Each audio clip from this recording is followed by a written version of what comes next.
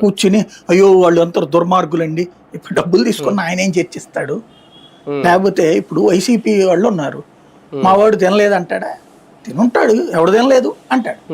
తెలుగుదేశం వాళ్ళు ఏమన్నా తినలేదంటాడా? ఈ కామన్ గా జనాలు అంత పిచ్చోళ్ళు కాదు.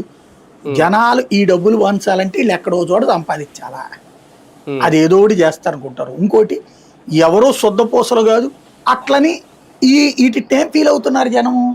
కక్ష సాధింపుల కింద ఫీల్ అవుతున్నోళ్లే తప్పించి ఎవరు తింటలేదని ఫీల్ అవుతున్నారు వాళ్ళు.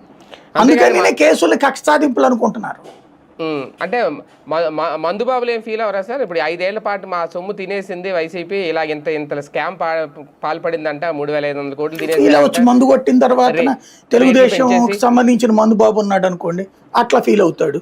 ఇప్పుడు అదే తెలుగుదేశం మందుబాబు ఇప్పుడు ఫీల్ అవ్వడానికి ఇవాళ రేట్లేం తగ్గించలేదే, అంతకంటే రేట్ ఎక్కువైనాయి, ప్లస్ బ్లాక్ లో కూడా అమ్ముతున్నారే. ఆడు తినా కూడా ఇక్కడ సరిపోయిందిరా, ఇప్పుడేమో వీళ్ళు కూడా తినేస్తున్నారు అని కూడా బేసిక్ గా. ఇంకోటి తాగుబోతు మాటను ఏం చేయాలి దానికి? ఇప్పుడు ఎవడేం మార్చగలడు దాన్ని వెర్షన్? అంటే మందు సొమ్ము తినేశారు, మందు బాబులు సొమ్ము. అది ఎవడు తినలేదంటున్నా నేను అనేది. జనాలు ఎవడు తినలేదనుకుంటున్నారు.